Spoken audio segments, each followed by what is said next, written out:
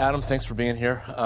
Let's start right away with the big media rights deal you guys did. I know you're somewhat limited in what you can say because of the pending Warner Brothers Discovery lawsuit, but maybe just walk us through what it was like to come to the conclusion to choose your partners and, effectively end what was almost a 40-year relationship with Warner Brothers Discovery. That had to have weighed on you inside the NBA and just the longevity of the relationship. We both chose our partners, but our partners chose us, I would say. It's a marketplace, and we went through a long period, even before the exclusive negotiating period, where we had dozens of conversations with our current partners, talking about what was working in the deal, what changes we might like to see, how we all saw the future landscape for media rights.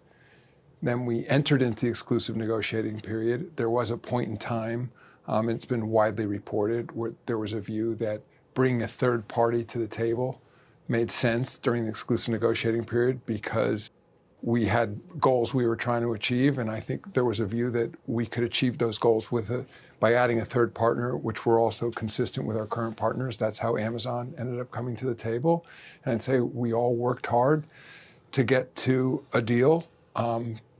With us and Warner Brothers Discovery, we weren't able to, and of course we could with Disney and essentially Amazon as well. I mean, there were still things that needed to be discussed, even beyond the exclusive negotiating period, but there was just never a meeting of the minds between us and Warner Brothers Discovery. And it was, to your point, it was a long-time relationship. It wasn't a long-time relationship with the people currently running Warner Brothers Discovery, at least in terms of that partnership. All of us were well known to each other. But things change over time. I would say we're back with NBC. We had a long-time partnership with them as well. We went out of business with them, and now we're back in business with them. So I think that's just part of what happens in any given media negotiation. Everybody has different goals at different times. Do you think there was a real chance to get a deal done with Warner Brothers Discovery, or was the package that NBC brought to the table, having a broadcast network when Warner Brothers Discovery doesn't have a broadcast network, was that just a better fit for you? Because of the litigation, I can't get into the specifics, but I will just say absolutely there was a very good chance we were going to come to a deal with Warner Brothers Discovery, and we negotiated hard with them over several months, and they negotiated with us. And as I said, we just couldn't reach a deal at the end, but that was before we had the extensive negotiations with NBC. One more question on that, because you mentioned the relationship and how that was new. How important, because, as a fan, when you see this, it's all about the numbers, right? It's, will NBC outbid Warner Brothers Discovery, or Disney threw out, a huge bid. How important is the relationship between you and the leaders of these companies when it comes to agreeing to a deal? I wouldn't make it so specific in terms of me and my relationship with them, but I would say in terms of the partnerships, they become very important. And of course, at the end of the day, those partnerships do get reduced to personal relations, but I'm part of it, but there's a group of executives at the media company, and there's a group of executives at the league. And for any successful partnership, and I don't think this is unique to media, you work together to solve problems. And particularly when media is changing so quickly, technology is changing, and you're doing long-term deals. We've had long-term deals in the past. We just entered into 11-year deals. So the one thing that you can be certain of is that things will change. Yeah. And that when things change, ideally in these partnerships, people aren't pulling out the contract and saying, page 8, paragraph 3, you're saying you understand the spirit of what you were trying to accomplish there, and that you're willing to adjust based on changes that might have been unpredictable. And when you're actually looking at the contract, that's a sign that the partnership isn't going as well, when people are bringing in the lawyers. And it's part of doing business as well. But absolutely, relationships matter. Just one quick follow-up on that. I would say, though, that part of the reason that the other side might be bringing out the contract is maybe just due to the secular forces of their business rather than the relationship with the NBA, or am I overstepping there? I'm not sure I understand your question. In other words, it's a lot easier to say, who cares about the contract if your business is doing well? If you're losing millions of cable subscribers every year and you don't have a steady fallback, and suddenly money is an issue now where it wasn't an issue before, then maybe you start pulling out the contract. Obviously, I'm not going to speak for them. I'd only say money's always an issue. I mean, these are businesses. And ultimately, though, when you're coming together, both sides are trying to do well for their business, but also take a long-term view of the partnership. I mean, but there's so many there's so many contingencies as you go in terms of at any point what you might be looking at. It's hard to generalize there. And again, I won't put myself in their shoes. It's a well-managed company that's trying to navigate their way through the future. And some properties make sense at some points, others don't. They obviously made lots of public statements along the way about how not just they viewed the NBA, but how they viewed sports in generally, and how they viewed other properties. Did potentially losing that Inside the NBA show weigh on you as you went through this, or look, it's just a studio show and it doesn't really matter in the long? I would never say it's just a studio show. Yeah. We take all those things into consideration. I would just say I didn't weigh losing Inside the NBA more than we necessarily weighed losing that long-term partnership with TNT. I just say, there's lots of factors we weren't able to reach a deal. Speaking of things that have changed, we've seen a surge in popularity with the WNBA, who did their media rights deal with you in partnership with the NBA. In hindsight, given the unbelievable surge in ratings and attention, was that a mistake? Should they have done their rights deal separately? Well, first of all, we are all one integrated business. So, when you say they is us. Right? Yeah, we're all one organization. Sure. I guess the question is, should we collectively have gone out and had separate discussions Correct. around the WNBA? I would say, in essence, we did. I mean, we're always testing the market. I mean, to say the market may be in a different place than it was at the time we were negotiating, we'll see. There's still additional WNBA deals that we're going to do. So we'll see whether the marketplace suggests there's different valuations than the one we did. I would say, in the aggregate, with the deals we already did, plus the deals that the WNBA now is going to do, the remaining packages, you're looking at roughly a 6 times increase from the current rights fees. Could we have done even better than that? I'm not sure. Again, we'll see. There's also resets, as I think you're aware of, built After into the 3 years, existing right? deals, Yeah. so that I think both sides knew going into these. Let's see whether, these negotiations began long before this season, so we hadn't experienced this season's ratings yet, but there had been upticks along the way with the WNBA, and I think there was an acknowledgement from both sides that to the extent that the market was better or different than we were predicting, both sides agreed they'd sit down in good faith and make adjustments. One more media rights question, but this one from the RSN standpoint, the regional media rights. That business model seems to be in disarray.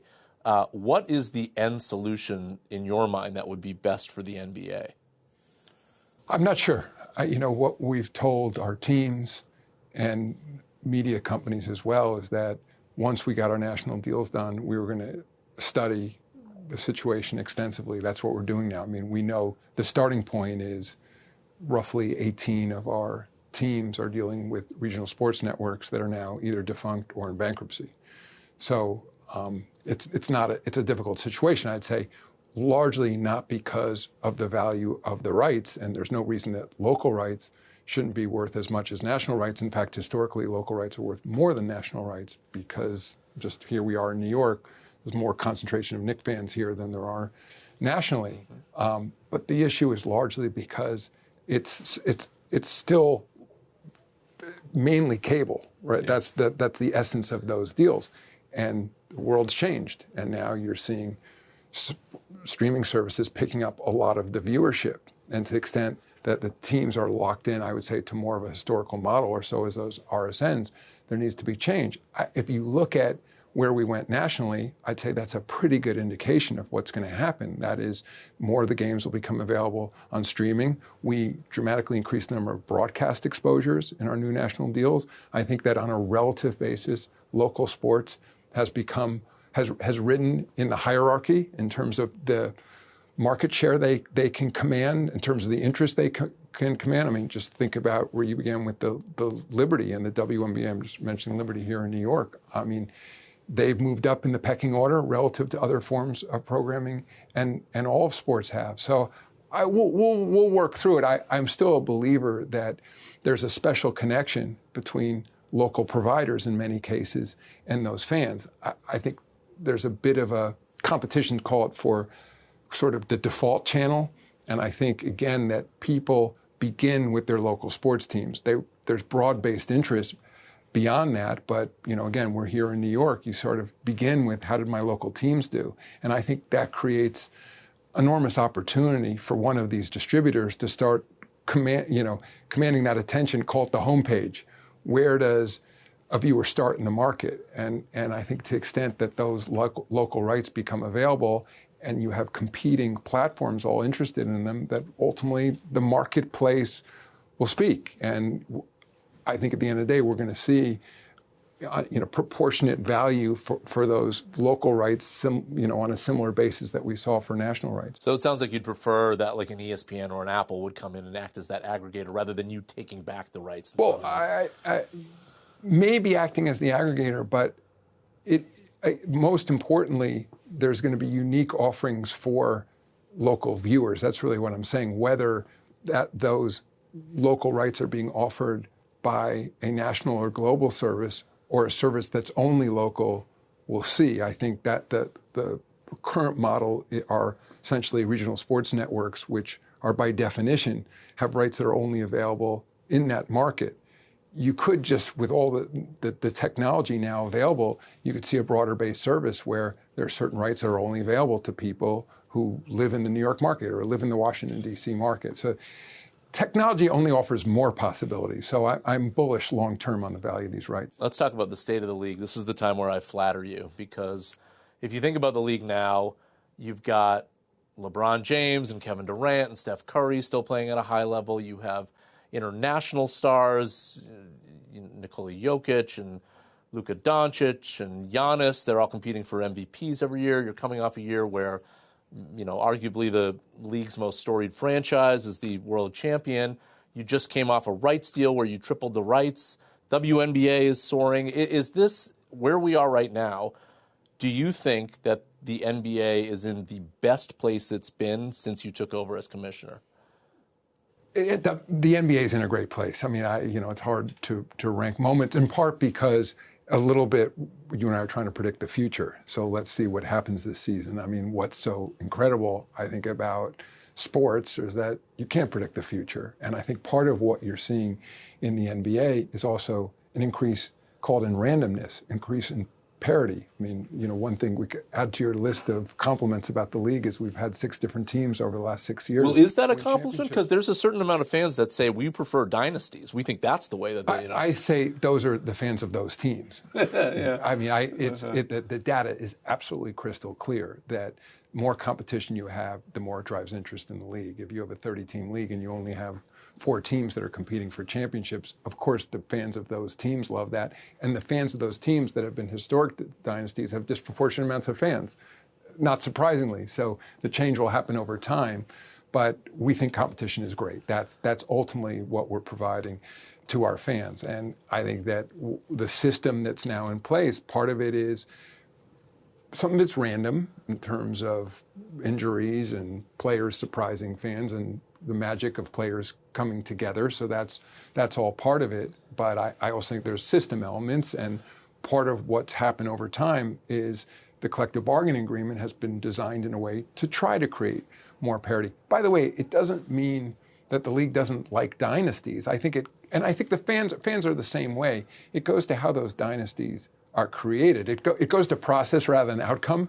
And I think what people want, fans of all teams, is a process where there's roughly equal number of chips per team, where if I believe, I'm a fan of a team, and I believe if that team is well managed and that team has its fair share of good luck, that they have a decent chance to win championships. I think it's corrosive over time if you have large groups of fans whose teams, I was like, okay, I'm rooting for my hometown team, but I know statistically they have almost no chance of winning. That's not fun for anyone. All right, I want to ask you a question based on that answer, something that I know has irked a particular segment of the NBA fan base for years, and that is a decision that your predecessor made in 2011 to veto the Lakers trade for Chris Paul, which I think you could argue fundamentally altered the league's competitiveness from that point forward.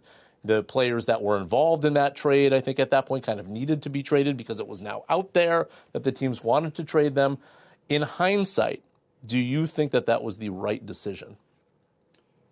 Honestly, I don't know. I'd only say at the time, just to clarify, David Stern vetoed that trade, not as the commissioner of the NBA, but as the interim, in essence, governor the league owned the who team. was overseeing New Orleans. Yes. And he made a decision that he didn't think that trade was in the best interest of that team. It became very public, but I have to assume there's plenty of situations where GM goes to ownership and says, I'd like to make this trade, and ownership says, I don't want to make that trade. It's just, in this case, it became very public, and it got messy. And so I don't want to speak for David whether... Were you involved in that decision making? I was there. I was in the room, but he owned it. He made that decision, and I don't remember at the time other people in the league office saying it was a bad idea.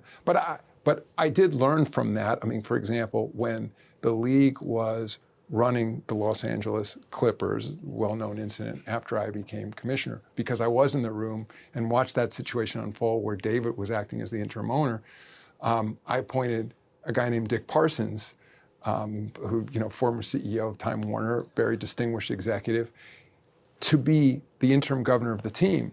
And the process was, and we made clear to the other teams, Dick Parsons is in charge of the Los Angeles Clippers. Dick Parsons is in charge from a team standpoint of deciding ultimately who to draft, who to trade for, who to sign. Right, and not Adam Silver. Not Adam Silver. So at least process-wise, we all learned from that situation. I think David would have said the same thing. It was a very unique situation where you had the league overseeing one of the teams. As you look at your regular season gameplay, is there a rule change that comes to mind that you are thinking about? Are you satisfied with gameplay today? Are there too many three-pointers?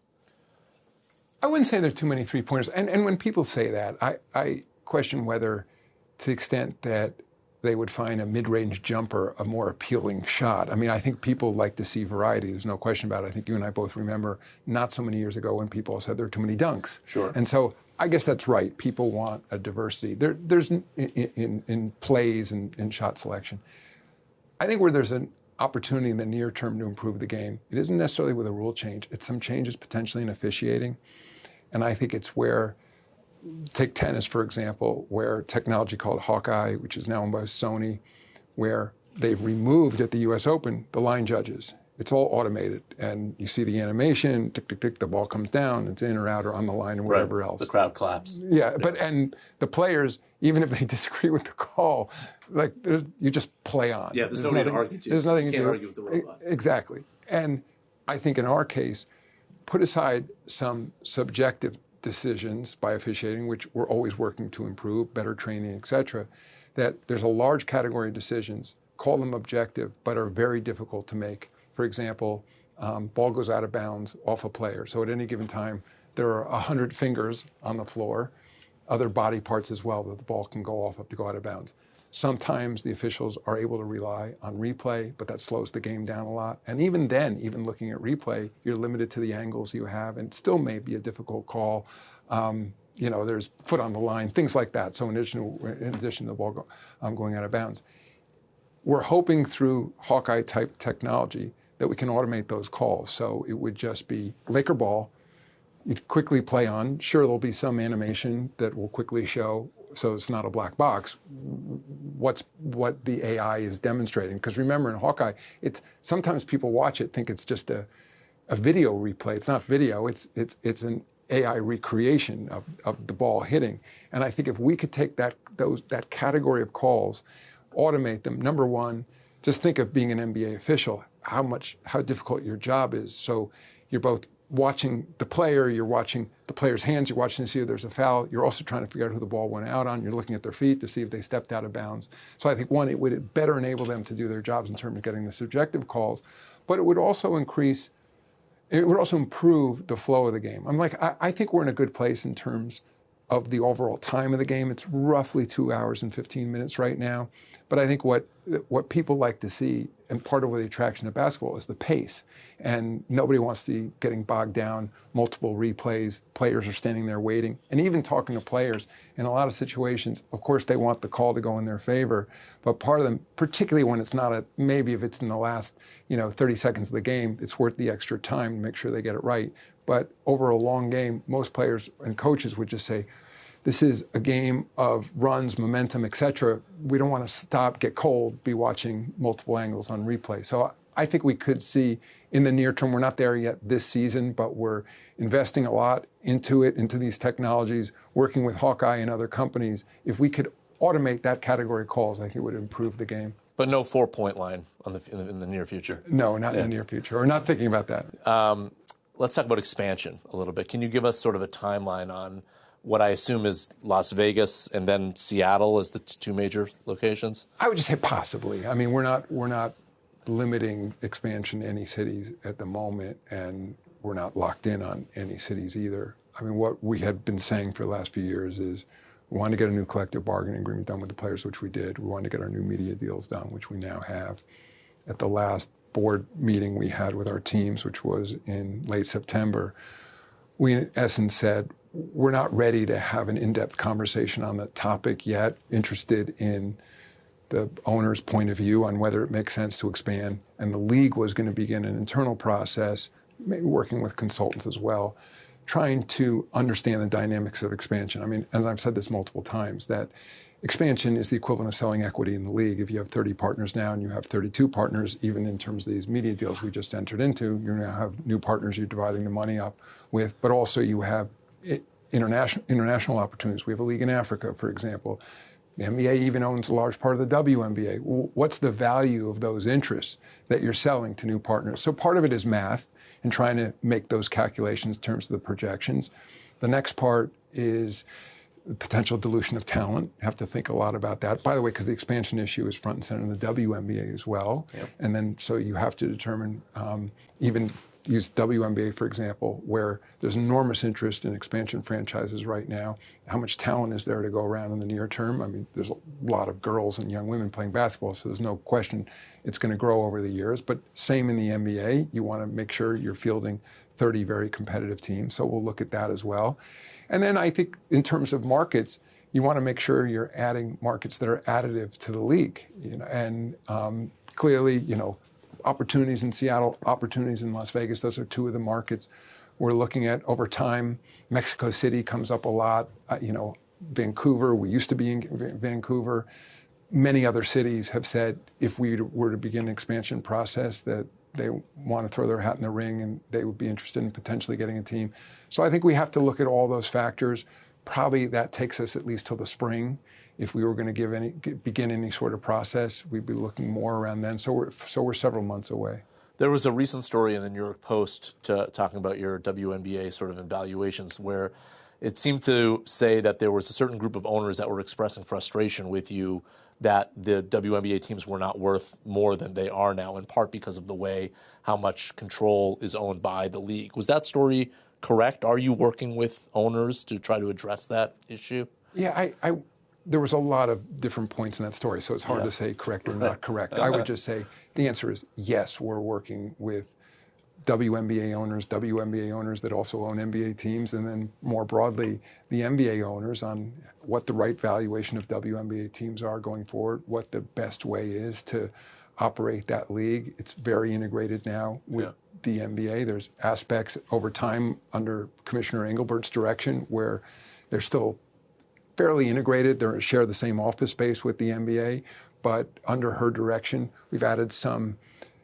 separate departments, like for example, where they're doing their own marketing right now. They have their own basketball operations department. So it's a balance of things, but I'd say we're collectively looking at all those issues, figuring out the right way to operate going forward. We've got an election coming up in a couple weeks. We do. Are you concerned at all about some of the players or coaches in the league speaking out after the result of that election is made? No. I mean, I'm not more concerned than I think any American is right now about the divisiveness in our country. And I think our players, our coaches, at least a large percentage of them, of course, are Americans and choose to participate in our process. By the way, non-Americans playing in our league, operating under the rules of this country, also have their free speech rights. So I actually think it's healthy for people to speak out. I want them to do it in a respectful way. I think those are sort of the guardrails we always put on speech in this league, that ones where making sure you're respecting the listener as well. And I think there's also time, place, manner restrictions. Classically, that's how people, regulate speech. That in this league, that certainly, if there were attempts to speak out hypothetically in the middle of a game, obviously we would step in. But to the extent that a player or a coach or any member, an owner for that matter, has access to media or social media and is expressing interest and points of views on our politics, I think it's perfectly appropriate. How much does international politics, sort of the geopolitical scene in general, affect your ambitions to grow internationally? You've experimented with China. There's been dabbling from an investment standpoint, perhaps with Saudi Arabia. Do you find that that's a real clash and a barrier for you?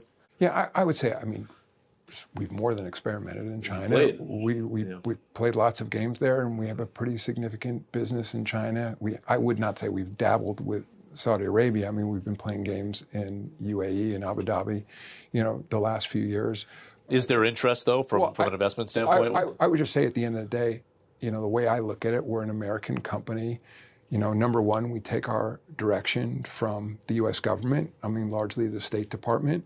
In addition to whatever advisories they give us, we also have direct conversations with U.S. officials about conditions in markets, whether it's advisable that we be there. And number two, we look at what other similarly situated companies, entertainment companies, are doing. I think I would be nervous if we were operating in isolation in any of these markets. So again, whether it's China or Gulf region, there's many, many other U.S. enterprises doing business there. Some sports as well, but lots of media companies, entertainment companies, lots of industries. And number three, we look at what our direct experience is in those markets and whether what we're doing is, consistent with the mission of this league, which is improving people's lives through basketball and through sport. And so that's the litmus test for which we operate. And to answer your question directly, so we are directly impacted by global politics to the extent that the U.S. government is saying don't do business in a particular market, or to the extent that we ultimately and other private sector actors decide that those are not places we should be doing business.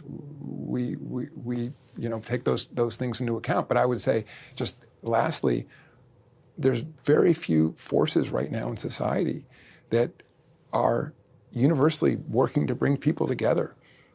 I would say sports is one of them. I was in Paris for the Olympics. I thought having all those countries represented, coming together for sport is a very positive thing for the world. And I think I see the NBA as the same way, that to the extent there is basketball, number 2 sport in the world, that we came together in a really great way for the Olympics, that we do this for our equivalent of our World Cup, for other global competitions, and that we can use basketball to connect people around the world. I think that's very positive. 2 more questions, maybe 3. Sports betting, we're approaching the 10-year anniversary of the op-ed you wrote in New York Times, sort of expressing how we should rethink and expand sports betting in this country. You've already experienced sort of a minor sports betting scandal. Are you worried, do you think it's likely, that we are on a path where the scandal involves a major NBA superstar? And are you already thinking about how you might handle that? So, number one, I think a regulated framework for sports betting is better than illegal sports betting where there's no transparency into what's happening. And as I wrote in that op-ed piece, I guess a decade ago now, before the Supreme Court had overturned the federal prohibition on sports betting in most markets, I was more concerned there that because of widespread use of the internet then for whether illegal or gray market betting, that we knew there was an enormous amount of betting going on, but we had no transparency whatsoever to know what was happening, where the money was moving, et cetera. So I think I like the fact that we're now dealing with regulated markets. My preference would not to be dealing with, I think it's roughly 35 states now, and plus DC have legalized sports betting. My preference would be to not deal with all these different jurisdictions, some which have very different regulations from state to state. My preference 10 years ago, it still is, that there be a federal framework for sports betting. So I begin there. I recognize that that's not likely to happen anytime soon. So we'll deal with state by state. Is it possible there'll be a scandal?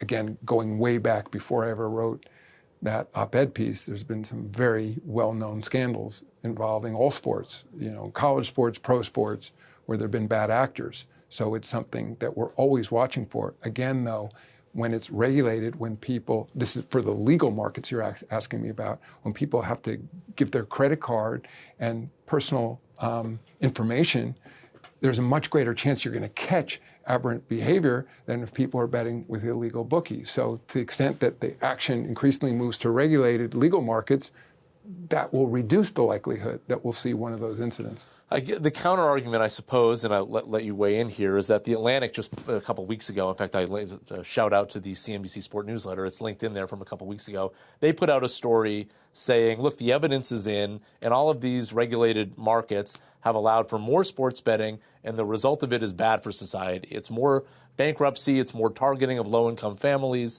Is that a concern of yours at all? Yeah, of course it's a concern, but I mean, there's a lotteries in every state which are viewed as largely regressive. I mean, one data point to throw out there, according to at least the online betting companies that we're in business with, the average bet is, the median bet is $5.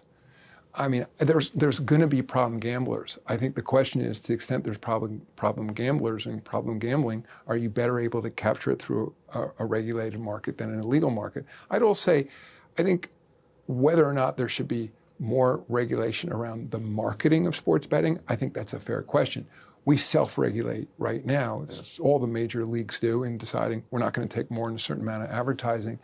I'd add to that one place where I'll see, putting aside additional regulation, that as you see more sports provided through streaming services, which allows for more functionality, more personalization, to the extent that people don't want to be bombarded with sports betting ads or don't want to hear anything whatsoever about sports betting, you're going to be able to go click and you're going to get a feed that has no sports betting. Yeah. For people who are very interested in sports betting and want to hear commentators talking about probabilities and things like that, they'll be able to elect that. So I think ultimately technology is such that you can't turn the clock back. I think that the issue is it's a global market. That's the other thing we have to keep an eye on, that U.S. can do whatever they want to do about sports betting, but the internet is global. And that's what we saw before it was legalized in the United States, that you could, again, when I wrote that op-ed piece 10 years ago, you could go on Google and put in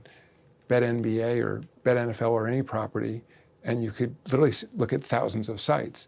And they had little credit card, flags from major credit card companies. And clearly there was widespread betting. So of course I'm concerned to the extent there's problem betting, and we should address that directly. I don't think going back and now saying sports betting is illegal in the United States is going to solve the problem. Last question is a favorite of our producer, Jess Golden. What keeps you up at night? The West Coast games. Yes, literally. How about after the West Coast games? It's getting pretty late then. Yeah. I mean, I by nature, I'm a worrier. I think you asked before about geopolitics. I think, whether it's global politics, whether it's U.S. politics, divisiveness is bad for our sport. I think it's bad for most businesses. You want to see people's willingness to deal with each other respectfully.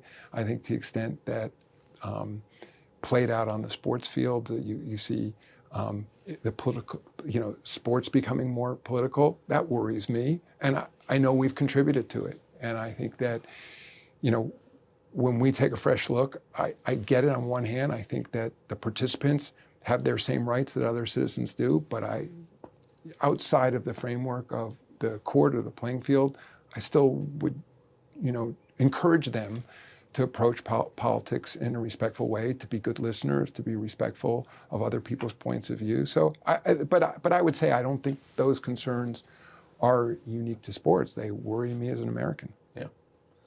Thanks, Adam. Thank you.